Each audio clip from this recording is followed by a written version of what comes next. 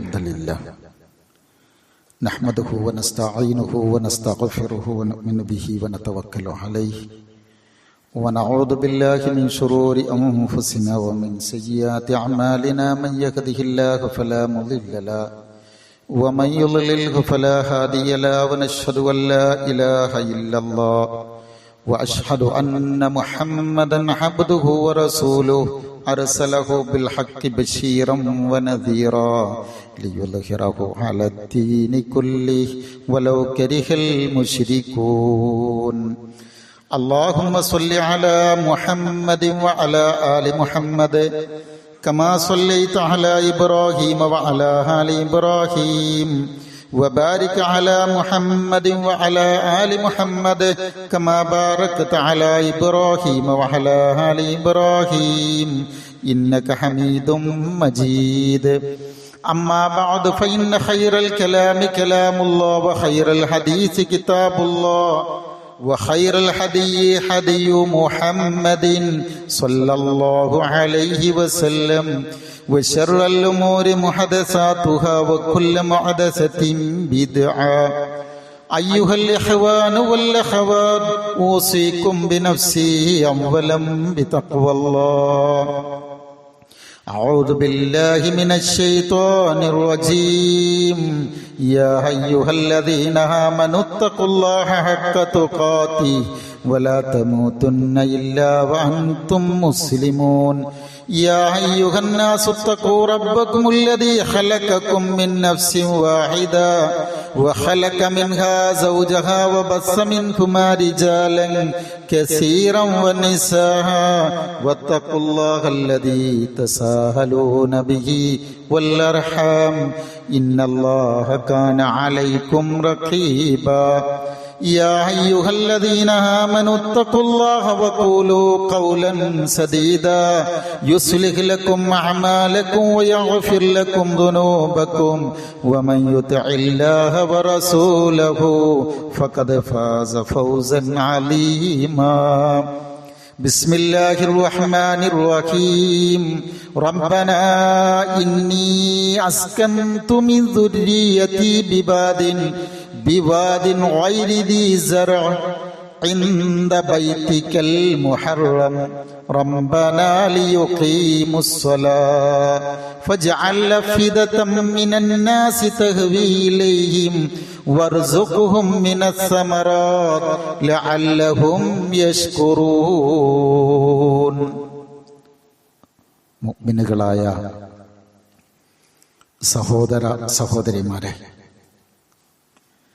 അല്ലാഹു സുബ്ഹാനഹു വ തആല നമ്മെ ഓരോരുത്തരെയും അനുഗ്രഹിക്കുമാറാവട്ടെ.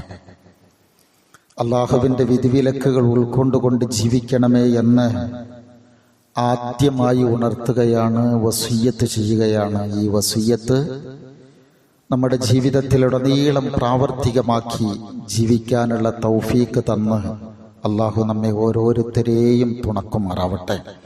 സഹോദരങ്ങളെ, മക്കയും മദീനയും പരിസര പ്രദേശങ്ങളെല്ലാം ജനനിബിഡമാകുന്ന, ലോക ശ്രദ്ധയാകർഷിച്ചുകൊണ്ടിരിക്കുന്ന ഒരു സമയത്താണ് നമ്മൾ ഉള്ളത്. ഇബ്രാഹിം അലൈഹിസ്സലാമയുടെ ചരിത്ര പശ്ചാത്തലങ്ങൾ നമ്മൾ പഠിച്ചുകൊണ്ടിരിക്കുകയാണ്. അതിനിടയിലെ മക്കയുമായി ബന്ധപ്പെട്ട് ഒരുപാട് കാര്യങ്ങൾ മുസ്ലിമീങ്ങൾ എന്ന നിലക്ക് നമുക്ക് പഠിക്കാനും ഗുണപാഠങ്ങൾ ഉൾക്കൊള്ളാനുമുണ്ട്. മക്ക എന്ന് പറയുന്ന സ്ഥലം 4 ഭാഗവും കറുത്ത പാറകളാൽ ചുറ്റപ്പെട്ട് കിടക്കുന്ന ഒരു വരണ്ട പ്രദേശമാണ്. ഒരു കാലത്ത് ലോക ഭൂപടത്തിൽ എവിടെയും മക്ക ഉണ്ടായിരുന്നില്ല. മക്കയെ ലോക ഭൂപടത്തിലേക്ക് കൊണ്ടുവരുന്നത്, ജനഹൃദയങ്ങളിലേക്ക് കൊണ്ടുവരുന്നത് മഹാനായ ഇബ്രാഹിം അലൈഹിസ്സലാത്തു വസ്സലാം തങ്ങളുടെ കർമ്മങ്ങളും പ്രാർത്ഥനകളുമായിരിക്കാം. അള്ളാഹുവിൻ്റെ നിശ്ചയമാണ് കേട്ടോ. പക്ഷെ അതിനൊരു തുടക്കം എന്ന നിലയിലാണ് അവിടെ നിന്ന് വരുന്നത്. അദ്ദേഹത്തിൻ്റെ ഒരു പ്രാർത്ഥനയാണ് ഞാൻ ഓതി വെച്ചത്. ഈ പ്രാർത്ഥനക്കൊരു വലിയ ചരിത്ര പശ്ചാത്തലവും ഉണ്ട്. ഹജറ ബീവിയെയും മകനെയും മക്കത്ത് കൊണ്ട് താമസിപ്പിക്കുന്നുണ്ട് അദ്ദേഹം. സാധാരണ കച്ചവടക്കാർ എപ്പോഴെങ്കിലും മാത്രം വഴി നടക്കുന്ന ഒരു സ്ഥലമായിരുന്നു അന്ന് മക്ക. ആരും ശ്രദ്ധിക്കപ്പെടാത്തൊരു സ്ഥലമാണ്. ആളില്ല, വെള്ളമില്ല, ജീവികളില്ല. കാരണം ഈ ആ പാറകളുടെ ഒരു പ്രത്യേകത എന്ന് പറയുന്നത് ഈ കഷ്ണം കഷ്ണങ്ങളായി നിൽക്കുന്ന, അങ്ങനെ ഒട്ടിച്ചു വെച്ചതുപോലെ ഒരു കറുത്ത പാറക്കൂട്ടങ്ങളാണ്. ഇവരിവിടെ വന്നതിന് ശേഷമാണ് അവിടെ എല്ലാം ജനനിബിഡമാകുന്നത്. ചരിത്ര പശ്ചാത്തലം ഓർക്കുമ്പോ ജുർഹൂം എന്ന് പറയപ്പെടുന്ന ഒരു ഗോത്രം, അവര് മലയുടെ മീതെ വഴി നടക്കുകയാണ്. അപ്പൊ ചരിത്രത്തിൽ കാണുന്ന ഒരു പ്രാവിൻ കൂട്ടങ്ങൾ ഇങ്ങനെ വട്ടമിട്ട് പറക്കുകയാണ്. സാധാരണ പക്ഷികൾ, പറവകൾ ഇങ്ങനെ ഉണ്ടാവണമെങ്കിൽ, വട്ടമിട്ട് പറക്കണമെങ്കിൽ അവിടെ വെള്ളത്തിന്റെ സാന്നിധ്യം ഉണ്ടാവണം. അത് നമുക്കറിയാവുന്നതിനേക്കാൾ കൂടുതൽ യാത്രക്കാർക്കറിയാം. അപ്പോഴാണ് ഇവര് എന്തുകൊണ്ട് ഇവിടെ പക്ഷികളെ കാണുന്നു, അവര് തെരഞ്ഞു വരികയാണ്. വന്നപ്പോഴാണ് ഹാജറ ബീവിയെയും മകനെയും കാണുന്നത്. അവരോട് സമ്മതം ചോദിച്ചുകൊണ്ട് ഞങ്ങൾ ഇവിടെ താമസിച്ചോട്ടെ, കൂടെ നിന്നോട്ടെ, അങ്ങനെ അവിടെ താമസിക്കുകയാണ്. ഞാനിത് പറഞ്ഞത് ഇസ്മായിൽ അലൈഹിസ്സലാത്തു വസ്സലാം തങ്ങളുടെ വളർച്ചയിൽ ഈ ജുർഹും ഗോത്രത്തിന് വലിയ ഒരു പങ്കുണ്ട്. അവരുടെ സംരക്ഷണത്തിലാണ് പിന്നീട് ഇത് വളരുന്നത്. നിങ്ങൾ നോക്കുക, ഷാം, ചരിത്രം അറിയാവുന്നവർക്കറിയാം, ഇന്നത്തെ സിറിയ, യമൻ തുടങ്ങുന്ന വലിയ ഭൂപ്രദേശം ഉൾക്കൊള്ളുന്നതാണ് പഴയ ഷാം. ആ ഷാമിൽ നിന്ന് 2020 കിലോമീറ്റർ വേണം വാഹനത്തിൽ ഇവിടെ എത്തണമെങ്കിൽ. കാൽനടയായിട്ടാണ് വരുന്നതെങ്കിൽ 2745 കിലോമീറ്റർ നടക്കണം. ഏറെക്കുറെ 615ഓളം മണിക്കൂറുകൾ നടന്നാലാണ് ഈ സ്ഥലം ഇങ്ങോട്ട് എത്തുള്ളൂ. നടക്കുകയാണെങ്കിൽ വിശ്രമിച്ചുകൊണ്ട് തന്നെ, ഒരല്പം വിശ്രമിച്ചുകൊണ്ട് നടക്കുകയാണെങ്കിൽ 2.5 മാസത്തെ വഴി ദൂരമുണ്ട്. അത്ര കാലമുണ്ട്. ഒറ്റ വാക്കിൽ പറഞ്ഞു എന്ന് മാത്രം. ഞാനിത് എന്തിനാ പറഞ്ഞെന്നറിയോ? കടിഞ്ഞൂൽ പ്രസവമാണ് ഹാജറ ബീവിയുടേത്. നമ്മുടെ നാട്ടിലൊക്കെ അങ്ങനെ ഒരു പ്രയോഗമുണ്ട്. 1ാമത്തെ പ്രസവം എന്ന് പറഞ്ഞാൽ എന്തുമാത്രം പരിഗണനയിലായിരിക്കും കുടുംബം അവരെ ശ്രദ്ധിക്കുക. എന്നാൽ അങ്ങനെ ഒരു ശ്രദ്ധക്കൊന്നും സമയമില്ലല്ലോ. ഇവരെ ഇവിടെ കൊണ്ടുവന്ന് താമസിച്ച് തനിച്ചാക്കി തിരിച്ചു പോവുക. ആ നേരത്ത് അവരുടെ കണ്ണിൽ നിന്ന് മറയുവോളം ഇബ്രാഹിം അലൈഹിസ്സലാം ഇങ്ങനെ നടന്നു. കാരണം തിരിഞ്ഞു നോക്കുന്നില്ല. ഒരു മനുഷ്യന്റെ മനോവേദന, മനോവികാരം നമ്മൾ ചേർത്തി വായിക്കണം. തിരിഞ്ഞു നോക്കാത്തത് എന്താ? വിദേശത്ത് പോയ ആളുകളുണ്ടല്ലോ കൂട്ടത്തില്. ഞാൻ ഇറങ്ങിപ്പോകുമ്പോ ഞാൻ മിണ്ടൂലാട്ടോ, ഒന്നും വിചാരിക്കരുത്. കാരണം തിരിഞ്ഞു നോക്കിയാൽ തിരിച്ചു വിളിക്കുന്ന ഒരുപാട് കണ്ണുകളുണ്ട് അവിടെ. ഈ അവസ്ഥയിൽ നിന്നൊക്കെ ഇങ്ങനെ മാറിയിട്ട് ഒരൽപ്പം മാറി നിന്നുകൊണ്ട് അദ്ദേഹം പ്രാർത്ഥിക്കുകയാണ്. റബ്ബന, എന്റെ റബ്ബേ, ഇന്നി അസ്കൻതു മിൻ ദുരിയ, എന്റെ മക്കളെ, മിൻ ദുരിയത്തി, എന്റെ മക്കളെ ഞാനിവിടെ താമസിപ്പിച്ചിട്ടുണ്ട് റബ്ബേ. ബിവാദിൻ ഗൈരി ദീ സറഇൻ ഇൻദ ബൈതിക്കൽ മുഹറം, നിന്റെ പരിഭാവനമായ ഈ ഗേഹത്തിന്റെ ചാരത്ത് ഞാൻ എന്റെ മക്കളെ ഇവിടെ കൃഷിയോഗ്യമല്ല, ജനനിബിഡമല്ല, ആരുമില്ലാത്തോടത്താ താമസിപ്പിച്ചത്. എന്തിന്? റബ്ബനാ ലിയുഖീമുസ്സലാ ഫജ്അൽ അഫ്ഇദതം മിനന്നാസി തഹ്വി ഇലൈഹിം. ഈ ആയത്ത് അതിന്റെ അർത്ഥം പറയണമെങ്കിൽ ഒരുപാട് ദിവസങ്ങൾ വേണം. എന്റെ മക്കൾക്ക് ഈ ഭവനത്തോട് നീ ഇഷ്ടമുണ്ടാക്കി കൊടുക്കണം, അവർക്ക് നീ റിസ്ക് കൊടുക്കണം, അവർ നന്ദിയുള്ളവരാകാൻ. നമ്മൾ നാട്ടിൽ നിന്ന് എവിടേക്കെങ്കിലൊക്കെ യാത്ര പോവുകയാണെങ്കിൽ കാണാൻ ഭംഗിയുള്ള പ്രദേശത്തേക്കാ പോവുക. അങ്ങനെ ഭൗതിക ലോകത്ത് ഒരു ഭംഗിയുമില്ലാത്തൊരു സ്ഥലം നിങ്ങൾ നോക്ക്. അവിടെ ഒന്നും ഉണ്ടാക്കുന്നില്ല, പക്ഷെ അവിടെ കിട്ടാത്ത വസ്തുക്കളില്ല. നമ്മുടെയൊക്കെ കൽബ് നമ്മൾ തിരിഞ്ഞിരിക്കുന്നത് കഅബാലയത്തിലേക്കാ. ആ കഅബ കണ്ടവർക്കറിയാം, ഒരു നിമിഷം പോലും അതിങ്ങനെ നമ്മുടെ കൽബ് എവിടെയോ പോയി പോകും. നമ്മളങ്ങനെ അത്ര നിറഞ്ഞ മനസ്സോടെയാണ് അത് കണ്ടു നിൽക്കുക. കണ്ടാൽ കണ്ണെടുക്കാൻ കഴിയാത്തൊരു സംഗതി. സഹോദരങ്ങൾ, അങ്ങനെ പറഞ്ഞു പോകല്ല. ചരിത്രത്തിൽ വേർപാടിന്റെ നിമിഷത്തിന് ഇത്രയും തീവ്രത സമ്മാനിച്ച മറ്റൊരു അനുഭവം ഉണ്ടാവില്ല. നമ്മുടെ മക്കളെ നമ്മൾ ഏതെങ്കിലുമൊക്കെ ഒരു കലാലയത്തിൽ, ഒരു ഹോസ്റ്റലിൽ താമസിപ്പിച്ച് തിരിച്ചു വരുമ്പോ ഉണ്ടാകുന്ന ഒരു ഉപ്പയുടെ ഒരു മനോവികാരം, ഒരു ഉമ്മയുടെ മനോവികാരം വായിക്കുക. ആ സമയത്ത് നമ്മുടെ ഉമ്മയുടെ ഒരു ചോദ്യമുണ്ട്, ഞങ്ങളെ തനിച്ചാക്കിയാ പോകുന്നത്? മറുപടിയില്ല. അപ്പൊ തിരിച്ചു ചോദിച്ചത്, അല്ലാഹു അമറക, അള്ളാഹുവിന്റെ കൽപ്പനയാണോ? നിങ്ങൾക്കറിയാ ചരിത്രട്ടാ, അള്ളാഹുവിന്റെ കൽപ്പനയാണോ? അതെ, നഅം എന്ന് പറഞ്ഞപ്പോ ആ ഉമ്മ പറഞ്ഞെന്തറിയോ? ഇദൻ ലാ യുലയ്യഅന, എങ്കിൽ ധൈര്യമായി പോവുക. ഇതാരുടെ തീരുമാനമാ? നിങ്ങളുടേതാണോ അതോ നമുക്ക് ഈ കുഞ്ഞിനെ തന്ന റബ്ബിന്റേതാണോ? റബ്ബിന്റെ എന്ന് പറഞ്ഞപ്പോ ഒന്നുകൊണ്ടും പേടിക്കണ്ട, ഞങ്ങളുടെ കാര്യങ്ങൾ ആലോചിച്ച് ഈ ഞങ്ങൾക്ക് ആപത്ത് വരുമോ എന്ന് പേടിച്ച് നിങ്ങൾ വിഷമിക്കണ്ടട്ടോ. അള്ളാഹുവിൽ തവക്കുലാക്കി നീങ്ങുക. അള്ളാഹു കൂടെയില്ലേ? വാക്ക് മായാത്ത മനുഷ്യ കൊണ്ട് രേഖപ്പെടുത്തണേ, നമുക്ക് അള്ളാഹു കൂടെയില്ലേ? സ്നേഹമുള്ളവരെ, ഞാനിത് പറഞ്ഞത് എന്തിനറിയോ? അള്ളാഹുവിൽ തവക്കുലാക്കി തിരിച്ചു പോകുന്ന നമ്മുടെ ഉപ്പക്ക് ഏറ്റവും വലിയ തണൽ എന്ന് പറയുന്നത്, ശക്തി എന്ന് പറയുന്നത് എന്താ? ഈ ഉമ്മ നൽകിയ ആശ്വാസവാക്ക അല്ലേ? ഈ സമർപ്പണത്തിന്റെ പര്യവസാനം എന്തായിരുന്നു? നമ്മളിങ്ങനെ ചരിത്രം ഇങ്ങനെ കോർത്തു വെച്ച് പഠിക്കണം. എന്തായിരുന്നു? മനുഷ്യന്റെ സുഖം എന്ന് പറയുന്നത് മനസ്സിന്റെ സുഖമാണ്. ആ മനസ്സിനെയും അള്ളാഹുവാണ് ക്രമീകരിക്കുന്നത്. കൂടെ നമ്മുടെ മനസ്സിനെ സംവിധാനിക്കുന്നതിന്റെ കൂടെ സുഖ ദുഃഖങ്ങൾ കൂടെ അതവിടെ ഒരു സംവിധാനമുണ്ട്. സുഖങ്ങൾ ഉണ്ടാകുമ്പോ പങ്കുവെക്കാൻ കഴിയണം, ദുഃഖങ്ങൾ ഉണ്ടാകുമ്പോ അത് ഇറക്കി വെക്കാനും സംവിധാനം വേണം. അതിന് അല്ലാഹു സുബ്ഹാനഹു വ തആല ഈ ലോകത്ത് ഒരുപാട് നിമിത്തങ്ങൾ ഉണ്ടാക്കി വെച്ചിട്ടുണ്ട്. ആ നിമിത്തങ്ങളിൽ വളരെ പ്രധാനപ്പെട്ടതാണ് ഇണകൾ എന്ന് പറയുന്നത്, കുടുംബം എന്ന് പറയുന്നത്. വളരെ പ്രധാനമാണ് ഇണകൾ. നമ്മൾ ഈ രണ്ട് വാക്ക് മാത്രമാണ് ഇന്ന് പരിശോധിക്കുന്നുള്ളൂ. ഇബ്രാഹിം അലൈഹിസ്സലാമയും ഹാജറ ബീവിയും ഒരു ചെറിയ ഒരു എത്തിനോട്ടം മാത്രം. സഹോദരങ്ങളെ, മനസ്സമാധാനത്തിന്റെ ഇടമാവേണ്ടുന്ന ഇണകളും കുടുംബവുമെല്ലാം എന്തുകൊണ്ടോ സന്തോഷത്തിനു പകരം പലപ്പോഴും സങ്കടങ്ങളും, ആശ്വാസത്തിനു പകരം അതിസംഘർഷമായ വളരെ വലിയ ഒരു അവസ്ഥയും നമുക്കിന്ന് നൽകുകയാണ്. മനുഷ്യനെന്ന് ഏറ്റവും കൂടുതൽ ദുഃഖിതനാവുന്നുണ്ടെങ്കിൽ അതെവിടെ നിന്നെന്ന് ചോദിച്ചാൽ അത് നമ്മുടെ കുടുംബ ജീവിത രംഗത്ത് നിന്നല്ലേ? പല പരാജയങ്ങളും ഉള്ളിലൊതുക്കി വെക്കാൻ കഴിയാതെ വിങ്ങിപ്പൊട്ടുന്ന ആളുകളുണ്ട്.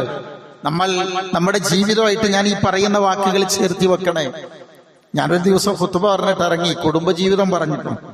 അപ്പൊ ഒരാളെന്നെ വിളിച്ചിട്ട് പറഞ്ഞു, മൗലവി നിങ്ങള് ഇതിന്റെ കൂടെ നിങ്ങള് പുരുഷന്മാരെയാണല്ലോ ഇപ്പം പറഞ്ഞത്, ഇവിടെ സ്ത്രീ പീഡനം മാത്രമല്ല, ഒരുപാട് പുരുഷ പീഡനങ്ങളുണ്ട്, അത് നമ്മൾ കാണാതെ പോകരുത് എന്ന് പറഞ്ഞു. ശരിയാണ്, കുടുംബം എന്ന് പറയുമ്പോ നമ്മൾ ഒരുപാട് ആലോചിക്കണട്ടോ. ഞാൻ വെറുതെ ഒന്ന് പറഞ്ഞു എന്ന് മാത്രമേ ഉള്ളൂ.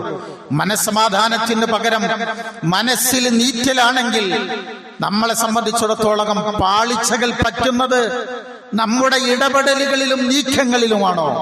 അങ്ങനെ ചിന്തിക്കുമ്പോഴാണ് ഇബ്രാഹിം അലൈഹിസ്സലാമയുടെ വിജയം, ഹാജറ ബീബി അലിയുടെ വിജയം കാണുന്നത് ഇവിടെ ആ ബന്ധങ്ങളിലാണ്. പരീക്ഷണങ്ങളെ, വിഷമാവസ്ഥകളെ ഇബ്രാഹിം അലൈഹിസ്സലാം ഇറക്കി വെച്ചത് എവിടെയാണ്? ആ ബന്ധത്തിലാണ്, അല്ലേ? അള്ളാഹുവിലാണ്. പക്ഷെ അള്ളാഹുവിന്റെ കൂടെ ഒരു ബന്ധം കൂടിയുണ്ട്. സഹോദരങ്ങളെ, അള്ളാഹുവിൽ ഏൽപ്പിക്കുന്നതിന്റെ കൂടെ ഏതിലും പരസ്പരം തുണയായി, ഇണയായി, സാന്ത്വനമായി നിൽക്കുന്ന ഇണകളുണ്ടോ? ഈ ജീവിതത്തിൽ ഒരു പ്രയാസം ഉണ്ടാകില്ല. നമുക്ക് ചിരിക്കാൻ കഴിയും, മനസ്സുകൊണ്ട് ചിരിക്കാൻ കഴിയും. കണ്ണിലൂടെ വെള്ളം വരുന്നുണ്ടാവും, മനസ്സ് സങ്കടപ്പെടുന്നുണ്ടാവില്ല. ആ തീരുമാനം എവിടെ അറിയോ? ഈ വാക്കില, അല്ല കൽപ്പിച്ചോ നിങ്ങൾ പോയിക്കൊള്ളിയുന്ന. ഞാൻ ഈ പറയുന്ന വാക്കിന്റെ കൂടെ ഒക്കെ നമ്മുടെ കുടുംബവും ചേർക്കണേ. അള്ളാഹുവിന് വഴിപെട്ട് ജീവിക്കുന്ന ഇണകൾ ഉള്ളിടത്ത്, സംസം പൊടിക്കാൻ കഴിയും.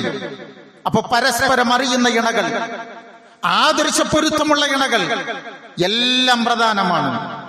അള്ളാഹു ഈ റഹ്മത്തൊക്കെ മവദ്ദത്തൊക്കെ നമ്മുടെ മനസ്സിൽ ഇൻസ്റ്റാൾ ചെയ്തിട്ടുണ്ട്. അതിന് നമ്മൾ പരിക്കേൽപ്പിക്കാതിരുന്നാൽ മതി. വജഅല ബൈനകും മവദ്ദതൻ വറഹ്മ. അല്ലാഹു നിങ്ങൾക്കിടയിൽ കാരുണ്യത്തിൽ ചാലിച്ച സ്നേഹമുണ്ടാക്കി തന്നു. സ്നേഹമുണ്ടാക്കി തന്നു. പ്രശ്നങ്ങൾ, പ്രയാസങ്ങൾ എല്ലാവരുടെ ജീവിതത്തിൽ ഉണ്ടാവും. പക്ഷെ അവിടെയൊക്കെ നമ്മെ സാന്ത്വനിപ്പിക്കുന്ന ഇണയില്ലാതെ തുണയില്ലാതെ പോയതാണ്. സർവ സുഖങ്ങൾ ഉണ്ടായിട്ടും പലരും ആത്മഹത്യകളിൽ അഭയം തേടുന്നത്. നേരെ നോക്കണം, ആത്മഹത്യയിൽ അഭയം തേടുന്നത്.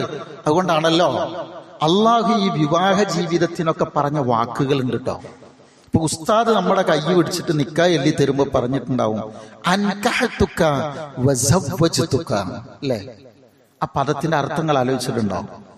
നിക്കാഹ് എന്ന് പറഞ്ഞാൽ ഞാൻ മനസ്സിലാക്കിയിടത്തോളം ആ വാക്കിന്റെ അർത്ഥം, ഞാൻ ഇസ്ലാം കാണുന്ന കാഴ്ചപ്പാടാണ്, വെള്ളം മണ്ണിൽ ലയിക്കുക. വെള്ളം മണ്ണിൽ ലയിക്കുക. പിന്നെ ആ ലയിച്ച വെള്ളത്തെ നമ്മൾ വിചാരിച്ചാൽ തിരിച്ചെടുക്കാൻ കഴിയോ? ആ വാക്കിന്റെ അർത്ഥം നോക്കുക നിങ്ങള്. സൗജ് എന്ന് പറഞ്ഞ ആ പദത്തിന്റെ നേർക്ക് നേരെ അർത്ഥം നമ്മൾ ഇണാന്നാണ് പറയാ. ഈ ഭർത്താവ് ഭാര്യ എന്ന് പറയുന്ന ഒരു കൺസെപ്റ്റ് ഇസ്ലാമിലില്ല, അറബിയിലില്ല. നമ്മൾ അല്പം മിക്സർ എടുത്തിട്ട് വായിലിടുന്നു, അല്ലെങ്കിൽ ഭക്ഷണം എടുത്ത് വായിലിടുന്നു. ചോറുണ്ട്, അതിൽ മീനുണ്ട്, സാമ്പാറിന്റെ കൂട്ടുകളുണ്ട്, എല്ലാം ഉണ്ട്. ഇറക്കരുത്. കുറെ നേരം ഉമിനീരിലിട്ടിട്ട് ഇങ്ങനെ ചവക്കുക, എന്നിട്ട് ഇങ്ങനെ എടുത്തിട്ട് തൊട്ട് നോക്കൂ. ഇതിനാണ് അറബിയിൽ സൗജ് എന്ന് പറയാൻ. അതാണ് സൗജ്. അതിന്റെ ആശയതലം എത്രയായിരിക്കും? വാക്കുകൾ എങ്ങനെയാണ്? ഇപ്പൊ ദാമ്പത്യം എന്ന പദം ഉണ്ടാവുന്നത് ദാം എന്ന സംസ്കൃത വാക്കിൽ നിന്നാണ്. ദാം എന്ന് പറഞ്ഞാൽ എന്താ അർത്ഥം? ഒരുമിച്ച് സഹിക്കുക, ദാനം ചെയ്യുക, ഒറ്റ മനസ്സുണ്ടാവുക. വിവാഹം, ഒരു മലയാള ശബ്ദത്തിന്റെ പിന്നിൽ വി എന്ന അക്ഷരം വന്നാൽ ഭാഷയിൽ 4 തരം അർത്ഥം കിട്ടും. ഒന്ന് അന്യം എന്ന അർത്ഥമാണ്. ദേശം, വിദേശം. വിശേഷണാർത്ഥത്തിന് ഉപയോഗിക്കും. ജയിക്കുക, വിജയിക്കുക. രണ്ടും മലയാള ശബ്ദത്തിൽ 2 അർത്ഥമാണ് കേട്ടോ. ജയിക്കുക, വിജയിക്കുക. ഒന്ന് അന്യോന്യം എന്നൊരർത്ഥമാണ്. വഹിക്കുക, വാഹം, വഹിക്കുക. വിവാഹം എന്ന് പറഞ്ഞാൽ ഒന്നിച്ചു വഹിക്കുക. അള്ളാഹു നമ്മെ ഉപമിച്ചത് എന്തിനോടാ? ഹുന്ന ലിബാസുൽ ലക്കും വഅൻതും ലിബാസുൽ ലഹുന്ന. അർത്ഥം കിട്ടുക, നിങ്ങൾ ആലോചിച്ചിട്ട് എടുക്കുക, നമുക്ക് അതിന് സമയമേ ഉള്ളൂ. അള്ളാഹു ഉപമിക്കുന്നത് നമ്മെ വസ്ത്രത്തോടാണ്. ഈ ഹുന്ന ലിബാസുൽ ലക്കും വഅൻതും ലിബാസുൽ ലഹുന്ന ഈ പദത്തെ മുസ്ലിമീങ്ങളല്ലാത്ത എല്ലാ ആളുകളും വിമർശിച്ചിട്ടുണ്ട്. സത്യത്തിൽ ഇതിന്റെ ആശയം അറിയാത്തത് കൊണ്ടാണ്. അവര് പറയാറില്ല എന്തറിയോ? ഖുർആൻ ഉപമിക്കുന്നത്, ദമ്പതികളെ ഉപമിക്കുന്നത് വസ്ത്രത്തോടാ. ഏത് സമയത്ത് വേണമെങ്കിലും അഴിച്ചു മാറ്റാന്നാണ്. സത്യത്തിൽ ചിന്തിച്ചാല് വസ്ത്രത്തിന്റെ ഗുണം എന്താ? മാറി മാറി വരുന്ന കാലാവസ്ഥകൾ നമ്മളെ സംരക്ഷിക്കുന്നു, നമുക്ക് സൗന്ദര്യം തരുന്നു. മറ്റൊരാൾ കാണാൻ ഇഷ്ടപ്പെടാത്ത നമ്മുടെ ന്യൂനതകൾ നമ്മൾ മറച്ചു വെക്കുന്നത് വസ്ത്രം കൊണ്ടാണ്, അല്ലേ? ശരിക്കും വസ്ത്രമില്ലാത്തൊരു മനുഷ്യനെ നിങ്ങൾ ആലോചിച്ച് നോക്കി, എന്ത് ഭംഗിയാ. ഒരു ഭംഗി ഉണ്ടാവില്ല. നമ്മുടെ ഭംഗി എന്ന് പറയുന്നത് ഈ വസ്ത്രത്തിലാണ്. ഇനി ആ 3 ബയാൻ ചെയ്യാൻ സമയമില്ല. അടുത്തതൊന്ന്, പുറമേ നിന്ന് നമ്മുടെ ശരീരത്തിലേക്ക് വരുന്നത് ഏതാണ്? ആദ്യം വരുന്നത് നമ്മുടെ വസ്ത്രമാണ്. ദമ്പതികളെ ഖുർആൻ ഉപമിക്കുന്നത് ഇങ്ങനെയാണ് കേട്ടോ. പുറമേ നിന്ന് വരുന്നത് ആദ്യതാണ്? വസ്ത്രമാണ്. ഈ വസ്ത്രത്തിനകത്ത് നമുക്ക് എന്തെങ്കിലും മറച്ചു വെക്കാനുണ്ടോ? ഒന്നും മറച്ചു വെക്കാനില്ല. പക്ഷെ ഒരു വസ്ത്രത്തിന്റെ ക്വാളിറ്റി എന്ന് പറയുന്നത് വസ്ത്ര വ്യാപാരികളോ അല്ലെങ്കിൽ വസ്ത്രത്തിന്റെ മില്ലുകളിൽ വർക്ക് ചെയ്യുന്ന ആളുകളോട് ചോദിച്ചാൽ അറിയാം. ഞാൻ ഈ ആയത്ത് പഠിപ്പിച്ചു കൊടുക്കുന്ന സമയത്ത് പഴയ ബോംബെ ഡൈയിങ്ങിൽ ജോലി ചെയ്തിരുന്ന ഒരാളുണ്ടായിരുന്നു. വസ്ത്രം കണ്ടിട്ടുണ്ടാവുമല്ലോ. എന്ന് പറയുന്നത് നൂലിയുടെ അടുപ്പമാണ് വളരെ പ്രധാനം. ഭംഗിയുള്ളൊരു വസ്ത്രമാണ്. നടുക്കിലെ ഒരു നൂല്, ഒരു ഇളയ അകൽച്ച വന്നു നോക്കാം, ഒറ്റ നൂല്. അത് ഫസ്റ്റ് ക്വാളിറ്റിയിലല്ല, ഒരു ക്വാളിറ്റിയിലും അത് പോകില്ല. നൂലിയുടെ അടുപ്പാണ്. നിങ്ങൾ ഈ പറഞ്ഞതെല്ലാം പാടെ ഒന്ന് ചേർത്തി ഒന്ന് വെച്ചു നോക്കുക. പക്ഷെ ലോകത്ത് വേറൊന്നുകൂടിയുണ്ട്. നമ്മുടെ ജീവിതത്തിലേക്ക് വന്ന നമ്മുടെ ഇണ നമ്മുടെ സെലക്ഷനാണ്. നമ്മുടെ സെലക്ഷനാ. അള്ളാഹുവിന്റെ ദുനിയാവിൽ ജനിച്ച് മരിക്കുന്നത് വരെ ഈ ഒരെണ്ണത്തിനെയല്ലാതെ മറ്റൊന്നിനെ സെലക്ട് ചെയ്യാൻ നമുക്ക് അവകാശമല്ല. നമ്മുടെ ഉപ്പ നമ്മൾ സെലക്ട് ചെയ്തതാ, ഉമ്മയെ സെലക്ട് ചെയ്തത് അല്ലല്ലോ. ഇനി നമുക്ക് ദാമ്പത്യം തുടങ്ങിയിട്ട് മക്കൾ ഉണ്ടാവുകയാണെങ്കിൽ മക്കളെ നമ്മുടെ ഇഷ്ടത്തിനനുസരിച്ച് സെലക്ട് ചെയ്യാൻ കഴിയോ? ഇല്ല. ആകെ ഒരേ ഒരു സെലക്ഷൻ ഉള്ളൂ. ആ സെലക്ഷനാണ് ആദർശ പൊരുത്തവും സ്നേഹവും എല്ലാം ഉള്ളതിന് അത് വളർത്തിയെടുക്കാൻ കഴിയണോ എന്നുള്ളതാണ്. അതാണ് ഹാജറ ബീവിയുടെ മനസ്സ്. അതുപോലെ തന്നെയല്ലായിരുന്നോ അള്ളാഹുവിന്റെ റസൂൽ സല്ലല്ലാഹു അലൈഹി വസല്ലമയുടെ ജീവിതം? ഖദീജ ബീവിയും അള്ളാഹുവിന്റെ റസൂലും തമ്മിലുള്ള ബന്ധം എത്രയാണ് സഹോദരങ്ങളെ! ഏറ്റവും പ്രണയസാന്ദ്രമായ ജീവിതം. അതിനെ വർണ്ണിക്കാൻ കഴിയില്ല, സമയമല്ല പറയാൻ. മക്കത്തെ ധനാഢ്യയാണവര്, അത്യാവശ്യം സ്വത്തുള്ളവരാണവര്, പ്രായത്തിൽ ഒരുപാട് വ്യത്യാസങ്ങളുണ്ട്. എന്നിട്ട് കൂടി അവരുടെ ദാമ്പത്യത്തിലേക്ക് വന്നിട്ട് ശഅബ് അബീ ത്വാലിബിന്റെ മലഞ്ചെരുവിൽ 3 കൊല്ലക്കാലം പച്ചില തിന്ന് ഉണങ്ങിയ തൊലികൾ തിന്നുകൊണ്ട് അവർ ജീവിച്ചിരുന്നു. എത്ര! അള്ളാഹുവിന്റെ റസൂലിന്റെ ജീവിതത്തിലേക്ക് കൂടെ വരുന്നതിന് തൊട്ടു മുമ്പ് പട്ടിണിയും പരിവട്ടവും അറിയാത്തവര് നിങ്ങൾ എന്റെ ജീവിതത്തിലേക്ക് വന്നിട്ടാണ് കഷ്ടപ്പാടുകൾ അനുഭവിക്കേണ്ടി വന്നത് എന്ന ഒരു നേരിയ വാക്കുപോലും, സങ്കടത്തിന്റെ കുറ്റപ്പെടുത്തുന്നതിന്റെ വാക്കുപോലും അവരുടെ ജീവിതത്തിൽ നമുക്ക് കാണാൻ കഴിയില്ല. മാത്രമല്ല സഹോദരങ്ങളെ, ഹിറാ മലയിൽ നിന്ന്, മക്കത്ത് പോയവർക്കറിയാം ഹിറാ മല അല്ലേ, ഇന്നും 1500 അടിയിലധികം ഉയരമുള്ള ആ ചെങ്കുത്തായ മലകൾ ഇത്ര വർഷക്കാലം കയറിയിറങ്ങിയിട്ടും ആ മല അങ്ങനെ തന്നെ. സാധാരണ ആരോഗ്യമില്ലാത്ത ഒരാളെ സംബന്ധിച്ചിടത്തോളം പകുതി വരെ കയറാൻ കഴിയുള്ളൂ, ഇറങ്ങി വരേണ്ടി വരും. ആ മലയാണ് കേരള സർക്കാരിന്റെ ഔദ്യോഗികമായി റിട്ടയർമെന്റ് പ്രായമെത്തി നിൽക്കുന്ന ഉമ്മയാണവര്. അവരാണ് കയറി വരുന്നത് 2-3 പ്രാവശ്യം ഭക്ഷണം കൊടുത്തു വരിക. എന്നിട്ട് നിങ്ങൾ നോക്ക്, അടുത്ത കാലത്ത് വൈറലായ ഒരു പാട്ടില്ലേ, സമ്മിലൂനി ഖദീജ. എന്തൊരു മധുരോദ്ധാരമായ ഗാനമായിരുന്നു ആ വാക്ക്. ആ വാക്ക് പലരും ശ്രദ്ധിക്കുന്നത് അപ്പോഴായിരിക്കും. ആ വാക്ക് ആര് പറഞ്ഞതറിയോ? അള്ളാഹുവിന്റെ റസൂൽ മൊഴിഞ്ഞ വാക്കാ. സമ്മല ജമീൽ എന്ന് പറഞ്ഞാൽ എന്നെ ആലിംഗനം ചെയ്യുന്ന, പുതപ്പിട്ട് മൂട് എന്നതല്ല അർത്ഥം ശരിക്ക്. എന്നെ ആലിംഗനം ചെയ്യ്. ആ സ്നേഹനിർഭരമായ ആലിംഗനത്തിന്റെ ആഴം എത്രയാണെന്ന് പറയാൻ കഴിയൂല സഹോദരങ്ങളെ. അത്ര ആഴത്തിലുള്ള സ്വീകരണമാണ് ആ ഉമ്മ നൽകിയത്.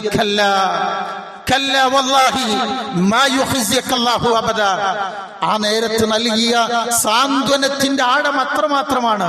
അതുകൊണ്ടാണ് ആയിഷ ബീവി റളിയല്ലാഹു അൻഹ നബിനോട് ഒരിക്കൽ പറഞ്ഞല്ലോ, നിങ്ങൾക്ക് അറിയാലോ, നബി ഇനി ആ പ്രായമുള്ളവരെ കുറിച്ചിട്ട് നിങ്ങൾ ഞങ്ങളോടൊന്നും പറയല്ലേ എന്ന് പറഞ്ഞു. മോളെ, ആ വാക്കൊരിക്കലും നീ മൊഴിയല്ലോ. എന്നെ എല്ലാവരും കല്ലെറിഞ്ഞപ്പോ എന്നെ ചേർത്ത് പിടിച്ചതവളാ. എല്ലാവരും കൈയൊഴിഞ്ഞപ്പോ എന്റെ കൂടെ നിന്നവളാ. വീടുണ്ടാക്കുകയും കട്ടിൽ വിരിക്കുകയും സൗകര്യങ്ങൾ ഒരുക്കുകയൊക്കെ ചെയ്തിട്ട് ആ കട്ടിലിലേക്ക് കയറി കിടക്കാൻ മാത്രം വന്നവളാ നീ. എനിക്കൊന്നും ഉണ്ടായിരുന്നില്ല. സഹോദരങ്ങളെ, ഇതൊരു നോൺ സ്റ്റോപ്പ്. അത് പറഞ്ഞാൽ തീരൂല. എങ്കിൽ ആ ഉമ്മമാര് നൽകിയ വാക്കുകളുടെ, അതുണ്ടാക്കിയ ബഹിർസ്ഫുരണങ്ങൾ എത്രമാത്രമായിരിക്കും. നമ്മുടെ ഉപ്പമാരുടെ, പ്രവാചകന്മാരുടെ മനസ്സിലുള്ള ആന്തോളനങ്ങൾ, ആ ഒരു വിപ്ലവങ്ങൾ, സാന്ത്വനങ്ങൾ എത്രമാത്രമായിരിക്കും. അതുകൊണ്ടാണ് എണ്ണാന്ന് പറയുന്നത് അങ്ങനെയാ. വാപ്പയില്ലാത്ത ഉമ്മയും വാപ്പയില്ലാത്ത ഉമ്മയും ഉപ്പയില്ലാത്ത, തിരിച്ചു നോക്കുക, ഒന്നൊന്ന് ശരിക്കൊന്നിങ്ങനെ നോക്കിയാൽ മതി. അതോടുകൂടെ അവരുടെ എല്ലാ സംഗതികളും കഴിയും. ഞാൻ പറഞ്ഞത് ഈ ഒരു സാഹചര്യം ഭയങ്കരമാണ്. അതുകൊണ്ട് സഹോദരങ്ങളെ, തവക്കുലി ശരിയായി, മനസ്സ് ശരിയാക്കി അള്ളാഹുവിലേക്ക് സമർപ്പിച്ച് ദാമ്പത്യം പൊരുത്തമുള്ള, അള്ളാഹ്ക്ക് ഇഷ്ടപ്പെടുന്ന ഒരു ജീവിതം കൂടി നമുക്ക് ഉണ്ടായി കിട്ടിയിട്ടുണ്ടെങ്കിൽ അൽഹംദുലില്ലാഹ്, അൽഹംദുലില്ലാഹ്. അത് എത്ര പറഞ്ഞാലും മതിയാവില്ല. അൽഹംദുലില്ലാഹ്.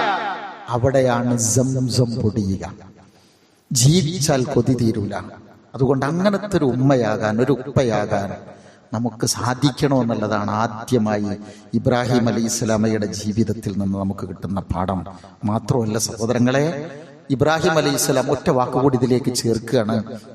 വേറെ കുറെ കാര്യങ്ങൾ പറയണമെന്ന നിലക്ക് ഇബ്രാഹിം അലൈഹിസ്സലാം ഇടക്കിടക്ക് വരും പോവും. പിന്നീട് ഒരിക്കൽ ഇങ്ങനെ വന്നപ്പോ അദ്ദേഹം ഒരു സ്വപ്നം കണ്ടുകൊണ്ടാണ് വരുന്നത്. എന്താ സ്വപ്നം? സൂറത്ത് സ്വാഫാത്തില് അത് ഭംഗിയായി പറയുന്നുണ്ട്. റബ്ബി ഹബ്ലി മിനസ് സ്വാലിഹീൻ എന്നൊക്കെ പ്രാർത്ഥിച്ച് ഫബശ്ശർനാഹു ബിഉലാമിൻ ഹലീം, ഒരു മകനെ കിട്ടി. ഫലമ്മാ ബലഅ മഅഹു സഅയ ഖാല യാ ബുനയ്യ ഇന്നി അറാ ഫിൽ മനാമി അന്നി അദ്ബഹുക ഫൻദുർ മാദാ തറാ. ആണിന്റെ സ്നേഹവും പെണ്ണിന്റെ സ്നേഹവും വ്യത്യസ്തമാണ് അല്ലേ? ഒരു വാപ്പാക്ക് ഒരു കുട്ടിനോട് സ്നേഹം ഉണ്ടാകണമെങ്കിൽ ലേബർ റൂമിൽ നിന്ന് നമ്മുടെ കയ്യിൽ ആ തുണി പൊതിഞ്ഞ കുട്ടിയെ തന്നിട്ടുണ്ടെങ്കിൽ നാട്ടുകാരെ കുട്ടിനെ പിടിക്കണ മാതിരി ദേഹത്തേക്ക് തട്ടിക്കാതെ നമ്മളിങ്ങനെ പിടിക്കുള്ളൂ. പക്ഷേ ഉപ്പയുടെ സ്നേഹം എപ്പോഴാ? നമ്മളൊരു മിഠായി കൊടുക്കുമ്പോൾ ആ കുട്ടി അതിനെന്ത് വേണമെന്നറിയോ? അതിലിങ്ങനെ തുള്ളിച്ചാടണം. പെട്ടെന്ന് കൊണ്ടുപോയിട്ട് കൊടുക്കൂല. എങ്ങനെ കാണിച്ചാൽ ഒന്ന് അതിന്റെ ഒരു പ്രതികരണം ഉണ്ടാവണം. ആ കുഞ്ഞിന്റെ വയറ്റത്തൊരു ഉമ്മ വെച്ചു കൊടുത്താൽ അതൊന്ന് ചിരിക്കണം അല്ലെ? അപ്പോഴാണ് ഉപ്പാന്റെ സ്നേഹം. അതുകൊണ്ടാണ് അള്ളാഹ് പറഞ്ഞത്, വേറെ ആരും ഇല്ലല്ലോ കൂടെ, കൈ പിടിച്ചു നടക്കാറാവുന്ന പ്രായത്തിൽ അള്ളാഹുവിന്റെ കൽപ്പന പറഞ്ഞെന്തറിയോ? ഇന്നി അറാ ഫിൽ മനാമി അന്നി അദ്ബഹുക. സ്വപ്നമാണ്. ഇബ്രാഹിം അലൈഹിസ്സലാമക്ക് സ്വപ്നം മതി, സൂചന മതി സഹോദരങ്ങളെ. വിളിച്ച് പറയുന്നത് തന്നെ അതാണ് ഈമാനിന്റെ ബലം എന്ന് പറയുന്നത്. 10 തന്നിട്ട് ഒരെണ്ണത്തിന് അറുക്കണമെന്നല്ല. നമ്മളങ്ങനെ കോഴികളൊക്കെ പണ്ട് വിരിച്ചിറങ്ങിയാൽ നമ്മുടെയൊക്കെ വല്യമാരുടെ കാലത്ത് ഇപ്പൊ അതില്ല. ഇത് 10 ചാവാതെ കിട്ടിയാൽ, പോവാതെ കിട്ടിയാൽ ഒരെണ്ണം പള്ളിക്കൽക്ക്. അങ്ങനെയാണ് പണ്ടത്തെ നേർച്ച ഉണ്ടായിരുന്നത്. 10 തന്നിട്ട് ഒന്നിനെ അറുക്കാനല്ല പറഞ്ഞത്, ഏക കൺമണിയെ അറുക്കാനാണ്, അതും സ്വന്തം കൈകൊണ്ട്. റബ്ബേ, ഇതല്ലാത്ത വേറൊരു കൽപ്പന കൊണ്ടാ എന്നല്ലല്ലോ പറഞ്ഞത്. മറിച്ചെന്തറിയോ? നേരെ വന്ന് കുഞ്ഞിനോട് പറയാ, നമ്മുടെ മക്കൾക്ക്, ചെറിയ മക്കൾക്ക് ഒരു മേജർ ശസ്ത്രക്രിയ പ്രഖ്യാപിച്ച് ഡോക്ടറുടെ റൂമിലേക്ക് ആ കുഞ്ഞിനെ കൊടുക്കുമ്പോ, അല്ലെങ്കിൽ ആ കുഞ്ഞിന്റെ മുഖം കാണുമ്പോ എനിക്ക് കണ്ടു നിൽക്കാൻ കഴിയൂല എന്നല്ലേ വാപ്പമാരായ നമ്മൾ പറയുക?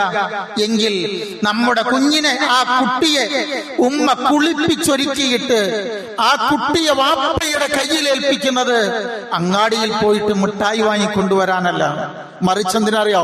അറുക്കാനാണ്. ഫലമ്മ അസ്ലമ. ഒരുപാട് ആയത്തുണ്ട് കേട്ടോ, ഞാൻ വേഗത്തിൽ പറഞ്ഞു പോകാന്ന് മാത്രം, സമയമില്ലല്ലോ. ഇമാം ഖുർത്തുബി റഹിമഹുല്ല ഈ ആയത്തിനെ വിശദീകരിച്ചുകൊണ്ട് പറഞ്ഞ വാക്കെന്തറിയാമോ? ആ കുട്ടി ഈ മിനയുടെ താഴ്വരയുടെ ഒരു ഭാഗത്ത് ഒരു ചെറിയ സ്തൂപമുണ്ട്, ഇബ്രാഹിം അലൈഹിസ്സലാം കുഞ്ഞിനെ കിടത്തിയ സ്ഥലം. ആ കുട്ടി പറയുകയാണ് ഉപ്പയോട്, ഉപ്പ, നിങ്ങൾ എന്നെ വലിഞ്ഞു കെട്ടണം, എന്റെ കൈകാലുകൾ വലിഞ്ഞു കെട്ടണം. എന്തിന്? ഈ കൈകാലുകൾ പെടയുന്നത് ഇങ്ങനെ കാണുമ്പോ ഉപ്പാക്ക് ചിലപ്പോ അത് കണ്ടു നിൽക്കാൻ കഴിഞ്ഞില്ലെങ്കിലോ?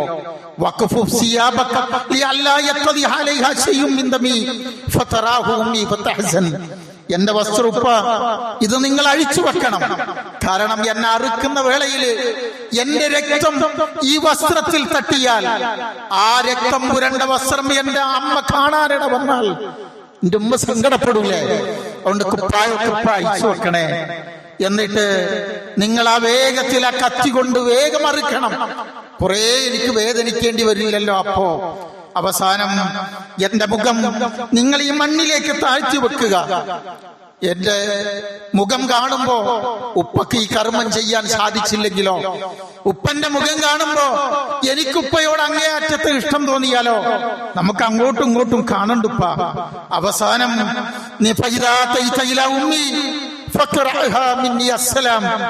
ഉമ്മയോട് എന്റെ അവസാനമായ സലാം ഉപ്പ നിങ്ങൾ വീട്ടിലെത്തുമ്പോ പറയണേ എന്ന് പറഞ്ഞ് ചെരിഞ്ഞു കിടക്കുന്നു എന്ന് ഇമാം ഖുർത്തുബി റഹിമഹുല്ല നമുക്ക് പഠിപ്പിച്ചു തരികയാണ്.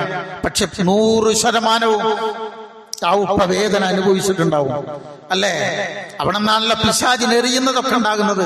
സ്നേഹമുള്ളവരെ, പറയാൻ സമയമില്ലട്ടോ, എന്നാലും ഈ സ്നേഹത്തിനൊരിക്കലും പകരമാവൂല നമ്മുടെ ബലി എന്ന് പറയുന്നത്.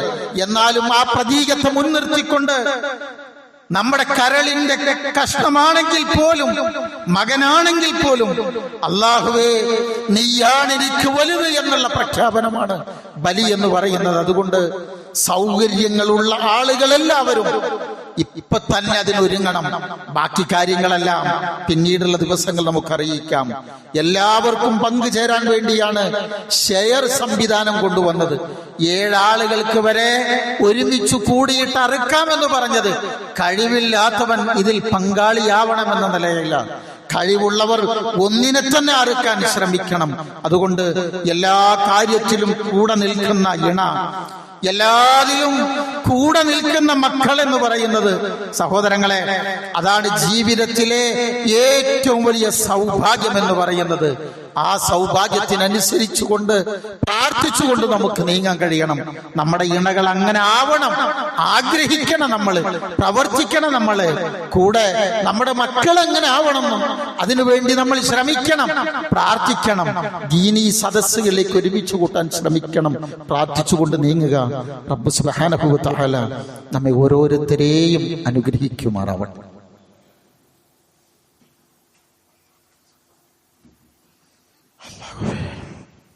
ബിസ്മില്ലാഹി വൽഹംദുലില്ലാഹ് വസല്ലല്ലാഹു അലാ നബിയിനാ വഹബീബിനാ മുഹമ്മദിൻ വഅലാ ആലിഹി വസഹ്ബിഹി അജ്മഈൻ. അമ്മാ ബഅദ് യാ അയ്യുഹല്ലദീന ആമനൂ തഖുല്ലാഹ ഹഖ്ക തുഖാതിഹി വലാ തമൂതുന്ന ഇല്ലാ വഅൻതും മുസ്ലിമൂൻ. സ്നേഹമുള്ളവരെ, ഞാൻ പറഞ്ഞു വന്നത് അള്ളാഹുവിൻ്റെ വിധിവിലക്കുകൾ ഉൾക്കൊള്ളണേ. ഞാൻ പറഞ്ഞു വന്നത് നമ്മുടെ ഇണകൾ ഈ രൂപത്തിലുള്ള ഇണകളാകണം. അതിന് ആദ്യവും അവസാനവും ശ്രമിക്കേണ്ടത് നമ്മളാണ്. നമ്മുടെ മക്കൾ ദീനീ രംഗത്ത് നമ്മുടെ കൂടെ ഉണ്ടാകണം. ജീവിതത്തിലെ ദീനനുസരിച്ച് ജീവിക്കാൻ സൗകര്യം കിട്ടുക, ഇതാണ് ഏറ്റവും വലിയ ഭാഗ്യം എന്ന് പറയുന്നത്. നമ്മുടെ ജോലി ദീനിനെതിരല്ല, നമ്മൾ താമസിക്കുന്ന സ്ഥലം ദീനിനെതിരല്ല. ദീനനുസരിച്ച് ജീവിക്കുന്ന ഒരു പെണ്ണ് നമുക്കുണ്ട്. അവൾക്ക് സ്വത്തില്ലെങ്കിലും സ്വർണമില്ലെങ്കിലും നല്ല സ്വഭാവമുണ്ട്. അതോടൊപ്പം നമുക്കൊരു സംതൃപ്തിയായില്ലേ? എന്റെ ഭർത്താവ് വലിയ ജോലിയിൽ അറിയപ്പെടുന്ന ആളല്ല, പക്ഷെ അച്ചടക്കമുള്ള ദീനുള്ള ആളാണ്. സംതൃപ്തിയാവൂലേ നമുക്ക്? ദീനുണ്ടോ? അതിനു വേണ്ടിയാണ് നമ്മൾ ത്യാഗം അനുഭവിക്കേണ്ടത്.